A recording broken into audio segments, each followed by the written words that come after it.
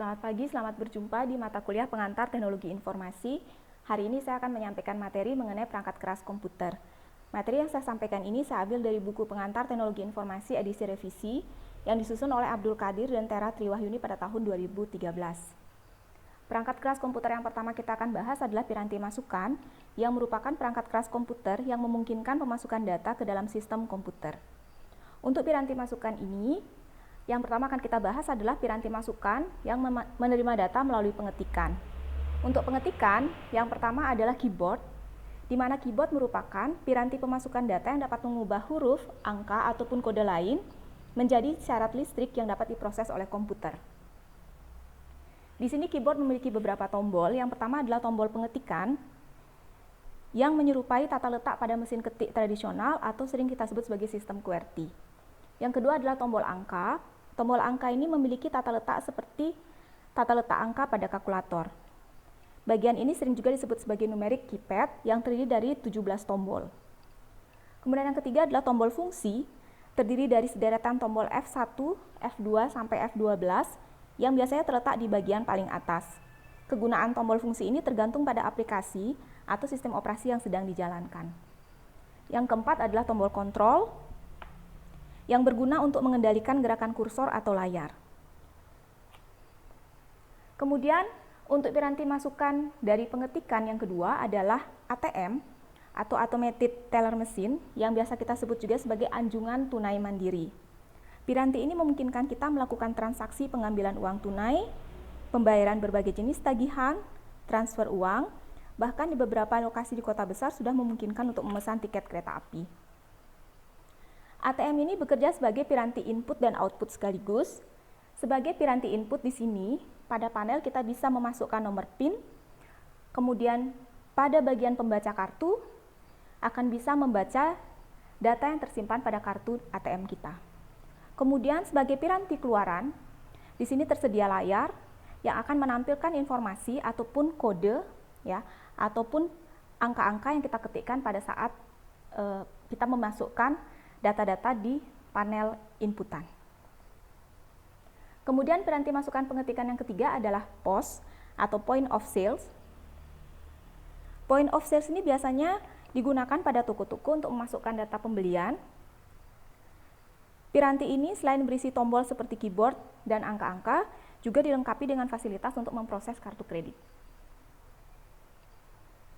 Kemudian kita masuk ke piranti masukan yang menerima masukan melalui penunjuk gambar. Yang pertama adalah mouse.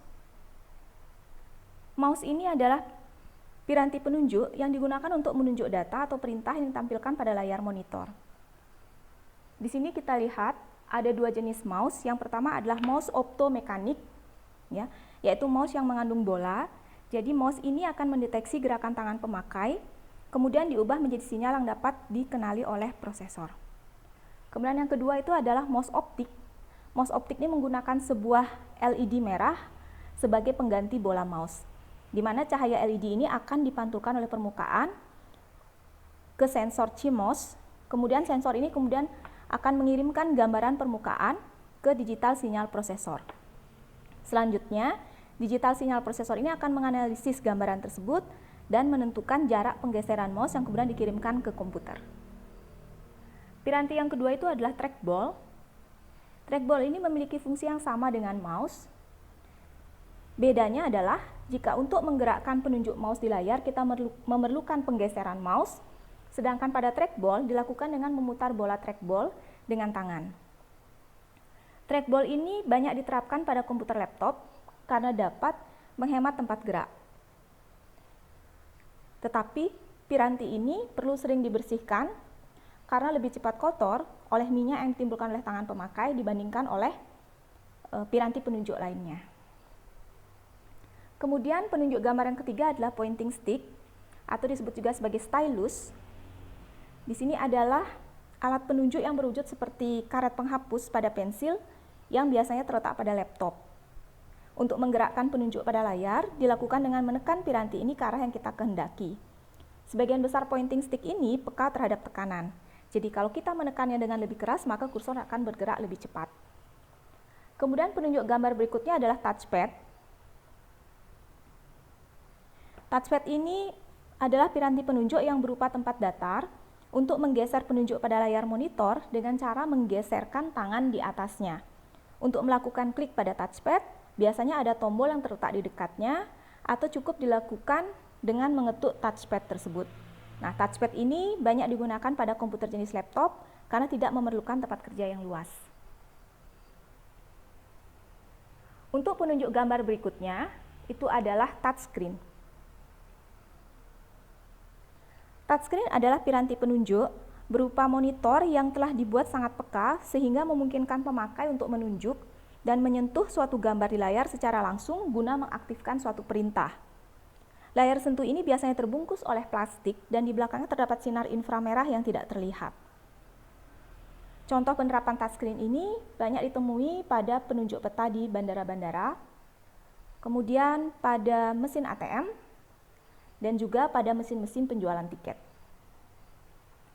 Penunjuk gambar berikutnya adalah joystick. Joystick ini digunakan untuk mengendalikan aplikasi permainan atau game. Prinsip kerjanya sama seperti mouse, bedanya adalah pada joystick ini penggeraknya berupa tongkat kecil. Penunjuk gambar berikutnya itu adalah pen-based computer system. Pen-based computer system ini memungkinkan seorang atau pemakai untuk memilih, memasukkan perintah, dan bahkan menerima masukan berupa tulisan tangan jika menggunakan perangkat lunak yang dapat mengenali dan menerjemahkan tulisan tangan. Contoh pemanfaatannya adalah pena untuk masukan pada PDA dan berbagai komputer yang dapat dipegang oleh tangan. Penunjuk gambar berikutnya adalah lightspan. Lightspan ini adalah piranti penunjuk yang berupa seperti pena dan dapat menghasilkan cahaya yang digunakan bersamaan dengan sebuah layar yang pekat cahaya atau fotoelektrik. Contoh pemanfaatan lightspan adalah pada alat pengendali lalu lintas udara di bandara. Dan yang terakhir adalah digitizing tablet, yang merupakan piranti yang dapat mengkonversi gambar atau foto menjadi data digital. Tablet ini akan mengkonversikan gerakan tangan pemakai menjadi sinyal digital masukan bagi komputer. Kemudian kita akan lihat piranti masukan yang menerima data dalam bentuk pengambil gambar terformat. Yang pertama adalah barcode reader. Ini adalah barcode, yaitu pola garis-garis hitam putih yang umum dijumpai pada barang-barang yang dijual di toko-toko swalayan untuk mempercepat proses pemasukan dan transaksi penjualan. Dan ini adalah barcode reader yang merupakan semacam scanner fotoelektrik yang dapat mengkonversi data barcode menjadi sinyal digital. Pengambil gambar terformat kedua itu adalah Magnetic Ink Character Recognition atau MICR. MICR ini digunakan untuk membaca karakter-karakter khusus yang dicetak dengan tinta khusus pula, di mana tinta ini nantinya akan dimagnetisasi oleh piranti MICR sehingga informasi magnetik dapat dibaca dan diterjemahkan menjadi sinyal digital. Penggunaannya biasanya adalah pada cek bank, dengan bagian bawah seringkali terdiri dari karakter dengan bentuk khusus yang berupa nomor cek, nomor pengurutan, dan nomor account dari pemiliknya. Pengambil gambar terformat berikutnya adalah Optical Mark Recognition atau OMR. OMR ini adalah piranti yang dapat membaca blok tulisan pensil dan mengubahnya menjadi bentuk yang dapat digunakan oleh komputer.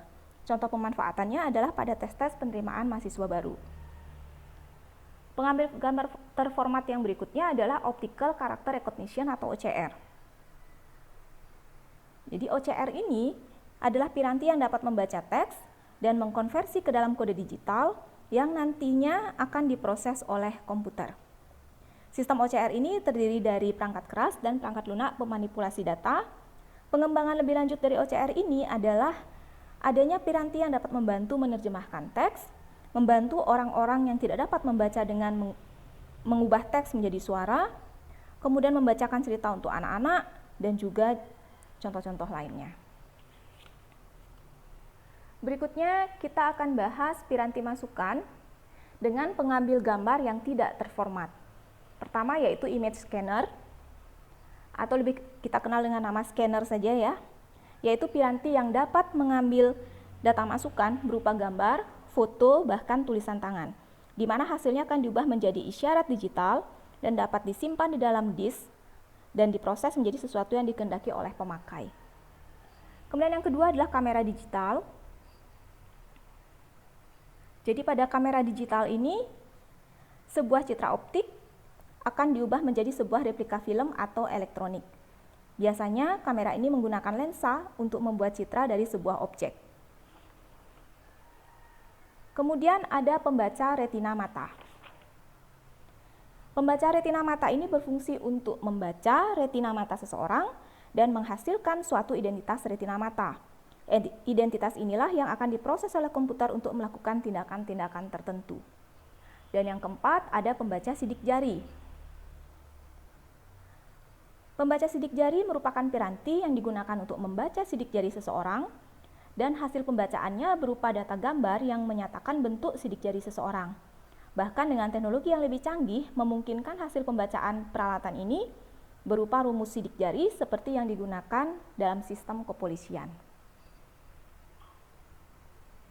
Piranti masukan berikutnya adalah menerima data dalam bentuk suara. Yang pertama itu adalah mikrofon. Mikrofon ini ada yang bersifat eksternal dan ada yang bersifat onboard yang dipasang di dalam suatu unit sistem. Kemudian yang kedua itu adalah Automatic Speech Recognition atau ASR. ASR ini memiliki fasilitas berupa fitur penganalisis yang dapat memisahkan suara orang dengan suara-suara pengganggu pada latar belakang dan mengubah sinyal digital suara menjadi fonem. Kemudian fasilitas kedua adalah pengklasifikasi pola dan fasilitas ketiga adalah pemrosesan bahasa. Pada gambar kita lihat, inputnya di sini adalah berupa suara, kemudian sinyal suara ini akan diubah menjadi fonem yang berikutnya akan diklasifikasikan apakah digunakan sebagai open browser atau turn off alarm atau save document atau turn on music. Berdasarkan klasifikasinya, seandainya adalah open browser, maka hasil klasifikasi itu akan diberikan kepada mesin atau terminal, dalam hal ini misalnya adalah telepon genggam dengan teknologi AI atau kecerdasan buatan. Kemudian teknologi ini akan memungkinkan pada telepon genggam untuk membuka browser yang diinginkan berdasarkan input suara tadi. Kemudian yang ketiga adalah touchtone. Touchtone ini merupakan piranti yang dapat menerima masukan yang berasal dari telepon untuk memasukkan informasi atau perintah. Jadi pada prakteknya touchtone ini tidak bekerja sendirian, tetapi dirangkai dengan piranti lain sehingga bisa mengendalikan atau menjalankan suatu makrokomputer secara otomatis atau dari jarak jauh. Contoh pemanfaatannya adalah seperti fasilitas layanan informasi pada perbankan. Kemudian piranti masukan berikutnya adalah menerima data dalam bentuk video, itu berupa kamera video. Ini adalah ilustrasi kamera video beserta bagian-bagiannya. Jadi di sini pada kamera video, inputnya adalah berupa citra bergerak, kemudian gerakan ini merupakan gerakan analog sehingga gerakan tersebut harus dirubah menjadi isyarat digital sehingga dapat dimasukkan ke dalam komputer. Untuk melakukan pengubahan ini diperlukan kartu video capture yang dipasang pada komputer. Kemudian piranti masukan berikutnya adalah menerima masukan berupa gerakan. Ada 3, yaitu yang pertama adalah headset. Headset ini adalah piranti yang dipasang di kepala, menutup mata, yang digunakan untuk menangkap, merekam gerakan kepala, serta menayangkan berbagai macam gambar ke mata pemakai. Yang kedua adalah glove yang berbentuk seperti sarung tangan, digunakan untuk merekam jenis serta kekuatan gerakan jari dan tangan pemakai. Dan yang ketiga adalah walker. Walker ini digunakan untuk menangkap dan merekam gerakan kaki, termasuk arah kaki yang berputar. Peralatan walker ini biasanya digunakan bersama-sama dengan headset dan glove.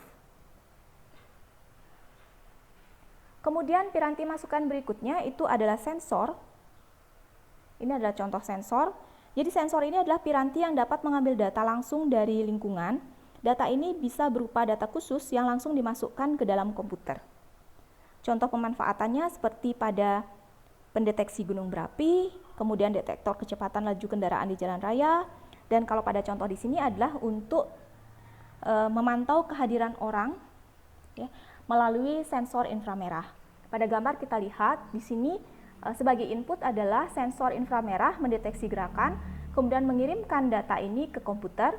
Selanjutnya di bagian proses, komputer akan menganalisa data dan mengirim instruksi untuk memberitahukan alarm supaya aktif. Kemudian sebagai outputnya adalah alarm akan bereaksi terhadap instruksi yang diberikan oleh komputer, kemudian alarm ini akan menyala. Piranti masukan berikutnya itu adalah RFID atau Radio Frequency Identification Device. Jadi RFID ini adalah piranti yang memanfaatkan gelombang frekuensi radio untuk mengirimkan data dari sesuatu yang ditempeli RFID ke piranti pelacak RFID. Ini adalah jenis-jenis tag RFID ya. Kemudian ini adalah salah satu contoh cara kerja dari RFID. RFID ini memiliki kelebihan dalam hal keamanan karena pirantinya sulit dipalsukan. Kemudian RFID ini juga tidak memerlukan media kabel penghubung dan tidak memerlukan arena lurus bebas pandang, sehingga sangat sesuai untuk memonitor sesuatu yang bergerak. Sebagai contoh, ini adalah untuk penarikan biaya jalan tol secara elektronis dan otomatis. Kemudian, piranti masukan berikutnya adalah pembaca kartu magnetik. Ini adalah ilustrasi gambar dari pembaca kartu magnetik. Dan ini adalah contoh kartu magnetiknya, di mana bagian atas ini merupakan pita magnetik yang digunakan untuk menyimpan data, seperti misalnya data pegawai, data identitas dan nomor rekening nasabah, dan sebagainya. Contoh penggunaannya biasanya adalah pada kartu ATM. Piranti masukan berikutnya adalah pembaca kartu cerdas. Ini adalah ilustrasi dari piranti pembaca kartu cerdas. Ini adalah gambar kartu cerdas, di mana kartu cerdas ini adalah sebuah komputer berukuran kecil karena dilengkapi dengan chip yang mengandung prosesor, RAM, ROM, bahkan sistem operasi dengan keamanan yang sangat tinggi. Di Indonesia, kartu cerdas ini bisa dipakai untuk kartu telepon prabayar dan kartu kredit. Kemudian piranti masukan yang terakhir itu adalah pembaca kode QR. Ini adalah kode QR atau Quick Response, yaitu barcode 2 dimensi yang banyak digunakan dan ditempelkan di produk-produk ya, dengan daya tampung hingga 4296 karakter. Jadi kita sudah membahas tentang piranti masukan. Kita akan melanjutkan ke piranti keluaran. Piranti keluaran ini adalah piranti yang dapat menampilkan hasil pengolahan, hasil pemasukan data atau perintah pada komputer. Untuk piranti keluaran ini dibedakan menjadi dua, ada soft copy dan ada hard copy. Yang pertama adalah soft copy. Soft copy yang pertama itu adalah monitor. Ini adalah monitor jenis pertama, yaitu monitor dengan teknologi CRT atau cathode ray tube, ya, cathode ray tube, di mana di sini monitor ini menggunakan tabung hampa. Ya, jadi menggunakan teknologi tabung hampa seperti pada pesawat televisi. Kemudian teknologi yang kedua itu adalah layar datar atau flat panel display. Untuk layar datar sendiri terbagi menjadi 3. Yang pertama adalah LCD atau liquid crystal display yang menggunakan 2 keping bahan yang terpolarisasi dan ditambah dengan cairan kristal di antara keping tersebut.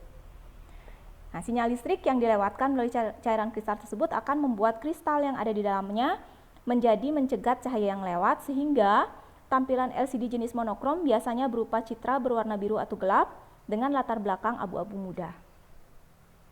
Kemudian yang kedua itu adalah teknologi plasma yang menggunakan gas untuk mengeluarkan cahaya.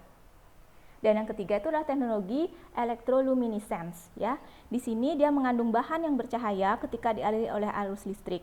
Sebuah piksel yang terbentuk pada layar saat arus listrik dikirim ke perpotongan baris dan kolom yang sesuai. Selanjutnya adalah perbandingan antara monitor dengan teknologi CRT dan LCD. Untuk CRT memiliki ukuran fisik yang lebih besar dari LCD. Kemudian LCD dapat memproduksi warna yang tidak terbatas sehingga tampilannya lebih halus. Nah, umumnya kalau monitor CRT itu menampilkan berbagai variasi resolusi, sedangkan monitor LCD hanya memiliki satu resolusi natif sehingga menghasilkan gambar yang paling jelas. LCD memiliki level kecerahan yang berbeda dengan CRT. Kemudian monitor LCD memiliki sudut penglihatan yang lebih kecil, sehingga warna yang muncul bisa berubah jika dilihat dari samping. LCD juga memerlukan daya listrik kecil untuk pengoperasian dan tidak mengeluarkan emisi radiasi yang berbahaya. Harga monitor LCD ini lebih mahal daripada CRT. Kemudian piranti keluaran dalam bentuk softcopy berikutnya adalah dalam bentuk audio. Sebagai contoh di sini adalah speaker yang bisa menghasilkan keluaran dalam bentuk suara digital dan bahkan musik ya, sehingga di sini dia memerlukan kartu suara, perangkat lunak dan speaker di sini. Berikutnya adalah piranti keluaran dalam bentuk hard copy, yaitu printer. Ada beberapa jenis printer. Yang pertama adalah printer impact. Untuk printer impact ini pencetakan dilakukan dengan menggunakan sekelompok pin atau jarum ke pita tinta. Yang termasuk kategori ini adalah dot matrix yang menggunakan kepala cetak berupa sekumpulan jarum, daisy wheel yang menggunakan roda yang berisi karakter-karakter, dan line printer, yaitu printer yang mencetak satu baris per waktu. Printer yang kedua itu adalah thermal. Printer thermal ini merupakan pilihan terbaik kalau kita ingin menghasilkan cetakan berwarna yang berkualitas tinggi, di mana untuk menghasilkan cetakan berwarna, printer ini memerlukan kertas berlapis lilin.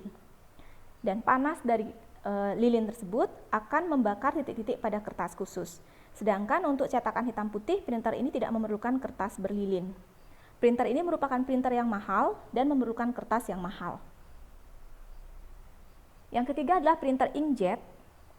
Printer inkjet ini memberikan cetakan dengan cara menyemprotkan titik-titik tinta yang bermuatan listrik ke kertas cetakan. Bisa digunakan untuk menghasilkan cetakan berwarna ataupun cetakan hitam putih. Biasanya lebih murah dibandingkan printer laser, namun kualitas dan kecepatan pencetakannya juga lebih rendah. Printer inkjet ini dapat digunakan untuk mencetak pada kertas biasa, bisa juga pada plastik khusus untuk bahan presentasi. Kemudian printer laser. Printer laser ini adalah printer yang harganya relatif mahal, tetapi memberikan hasil cetakan yang bagus. Dan berikutnya adalah printer multifungsi. Jadi, pada printer multifungsi, kita bisa menggunakan printer ini untuk mencetak ke kertas, bisa juga untuk mesin fotokopi, bisa juga sebagai scanner, bahkan bisa sebagai mesin fax. Printer ini bisa menghemat biaya dan tempat dibandingkan harus membeli masing-masing printer dengan kemampuan yang terpisah-pisah.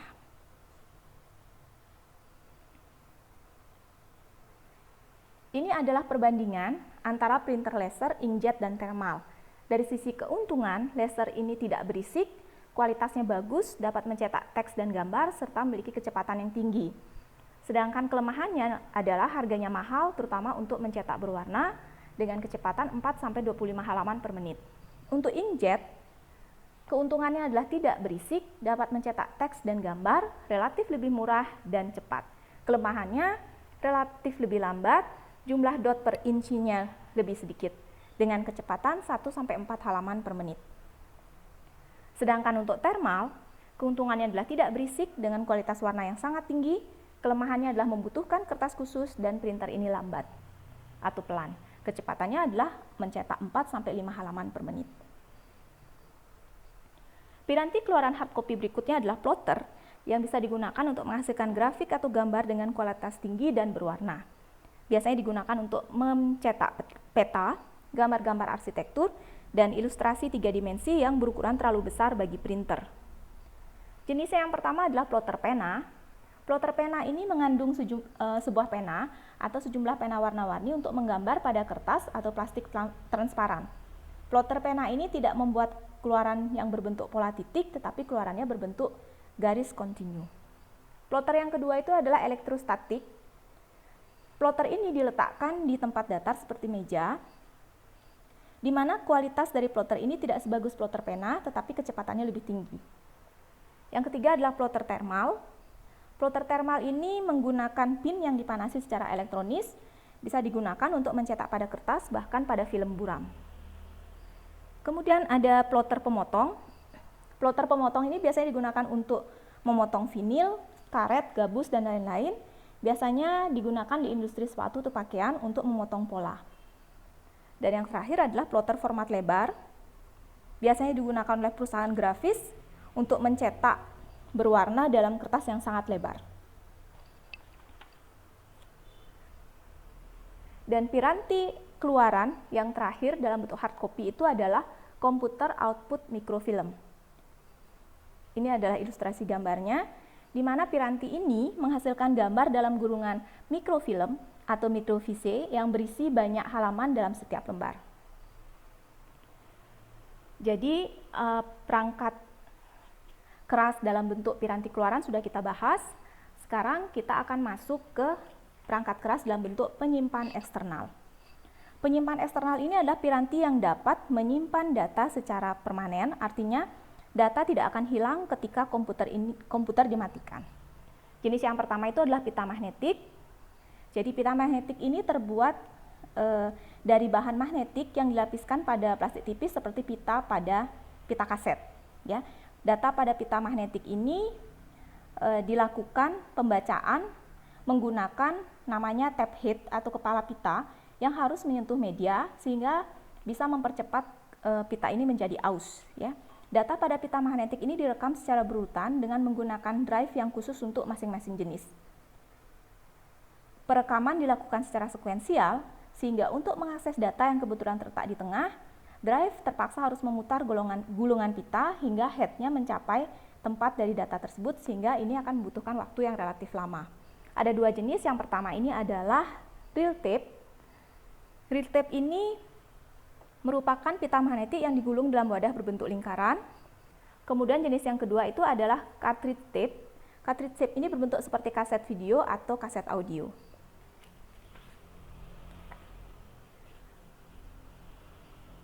Kemudian yang kedua untuk penyimpan eksternal adalah hard disk. Hard disk ini adalah jenis piringan magnetik yang memiliki kapasitas yang sangat besar. Hard disk ini memiliki piringan metal yang dilapisi dengan bahan yang memungkinkan data dapat disimpan dalam bentuk titik-titik bermagnet. Data ini disimpan pada kedua permukaan, kemudian piringan-piringan yang menyusun hard disk akan tersimpan rapat dalam hard drive. Setiap permukaan hard disk terbagi atas sejumlah track. Track ini berupa lingkaran dalam piringan dan pada track inilah data disimpan. Track ini akan terbagi lagi menjadi beberapa sektor dan track yang terletak pada garis vertikal yang sama disebut sebagai silinder. Data pada hard disk ini akan dibaca dan ditulis melalui head baca tulis. Hard disk ini dibedakan menjadi dua. Yang pertama adalah non-removable hard disk atau fixed disk. Ini biasanya diletakkan di dalam unit sistem atau di dalam komputer dan tidak dimaksudkan untuk dibawa bepergian. Dan yang kedua ini adalah external hard disk. Hard disk ini dipasang di luar komputer melalui USB dan memang bermanfaat untuk dibawa bepergian. Penyimpanan eksternal berikutnya adalah floppy disk atau removable disk atau kita kenal dengan istilah disket. Tujuan diciptakannya adalah agar data dapat dipindahkan dari suatu komputer ke komputer lainnya. Disket ini berisi sebuah piringan magnetik di mana pembacaan dan penulisan data ke piringan magnetik dilakukan melalui head yang akan menempel ke permukaan piringan. Ini adalah ilustrasi dari disket. Disket ini mudah dibawa-bawa, kemudian kapasitasnya yang tersedia itu adalah 1,44 MB dan 1,2 MB, di mana disket ini sudah tidak digunakan lagi saat ini karena sudah tergantikan oleh flash disk. Dan ini adalah floppy drive yang digunakan untuk membaca atau menulis data ke dalam disket.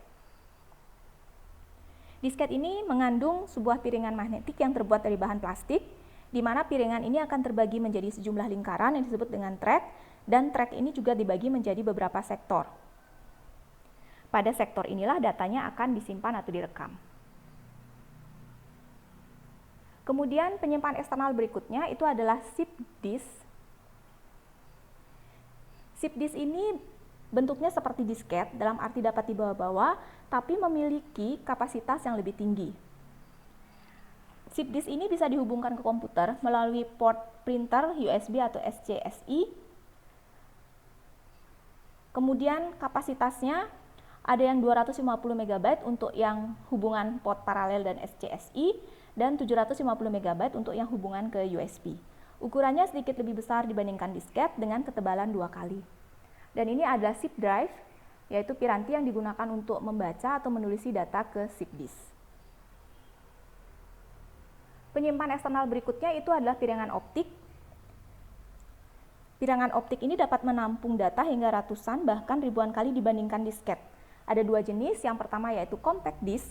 Compact disk ini pembacaan dan penulisan data ditangani melalui sinar laser, sehingga kecepatan akses dari compact disk ini akan lebih tinggi daripada disket. Menurut jenisnya ada pertama yaitu CD-ROM atau compact disk read only memory, dia mempunyai sifat hanya bisa dibaca. Yang kedua itu adalah CD-ROM atau write once read many, ya. Jadi dapat ditulisi melalui komputer, tetapi penulisan hanya bisa dilakukan satu kali. Setelah CD-ROM ini ditulisi, isinya tidak dapat diubah lagi. Dan yang ketiga itu adalah CD-RW atau rewrite table, yang memungkinkan data yang sudah ada pada piringan dihapus dan diganti dengan data baru, jadi bisa ditulisi dan dibaca berkali-kali. Jenis piringan optik yang kedua itu adalah digital video disk atau DVD. DVD ini memiliki kapasitas penyimpanan yang lebih besar dan membaca lebih cepat dibandingkan dengan CD, dengan muatan video yang berkualitas setara sinema, ya, dan lebih baik ketimbang piringan penyimpanan data untuk keperluan audio maupun komputer PC. DVD ini ada beberapa jenis. Yang pertama yaitu DVD-R, yaitu format milik DVD forum yang memungkinkan penulisan hanya dilakukan sekali. Yang kedua adalah DVD-RW, yaitu DVD-RW yang merupakan format milik DVD-ROM yang dapat ditulis ulang sebanyak 1000 kali. Yang ketiga adalah DVD+R. DVD+R ini merupakan DVD format dari DVD Alliance yang digunakan untuk menulis sekali. Dan yang keempat itu adalah DVD+RW, merupakan format milik Alliance yang berkecepatan tinggi dan dapat dihapus rekam ulang hingga 1000 kali. Dan yang terakhir itu adalah DVD-MinRAM, ini milik dari DVD forum yang dapat digunakan untuk merekam ulang hingga 100.000 kali. Penyimpan eksternal berikutnya itu adalah USB flash disk. USB flash disk ini atau biasa dikenal dengan flash disk, ya, merupakan piranti penyimpan eksternal yang berbentuk pena dengan panjang 53 sampai 63,5 mm, lebar 17 mm dan tinggi 8 mm yang dicolokkan atau dihubungkan ke port USB dengan kapasitas penyimpanan mencapai 128 GB. Berikutnya adalah penyimpan eksternal dalam bentuk smart card atau kartu cerdas. Ini adalah ilustrasinya. Jadi pada kartu cerdas ini umumnya berupa kartu plastik yang dilengkapi dengan sebuah chip, di mana pada chip ini terkandung memori, prosesor, bahkan sistem operasi. Penggunaannya saat ini adalah pada kartu telepon prabayar. Kemudian untuk penyimpan eksternal yang terakhir itu adalah kartu memori atau memory card, merupakan jenis penyimpan permanen yang biasa digunakan pada PDA dan kamera digital, dengan kapasitas penyimpanannya mulai dari 2 MB sampai dengan 32 GB. Dan ini adalah memory card reader eksternal yang bisa digunakan untuk membaca kartu memori seandainya pada komputer tidak terdapat memory card reader. Sekian materi yang dapat saya sampaikan mengenai perangkat keras komputer yang terdiri dari perangkat masukan, perangkat keluaran, dan penyimpan eksternal. Semoga materi yang saya sampaikan pada hari ini bisa menambah wawasan dan pengetahuan kita semua. Terima kasih, sampai jumpa pada pertemuan berikutnya dengan materi-materi yang lainnya. Selamat pagi.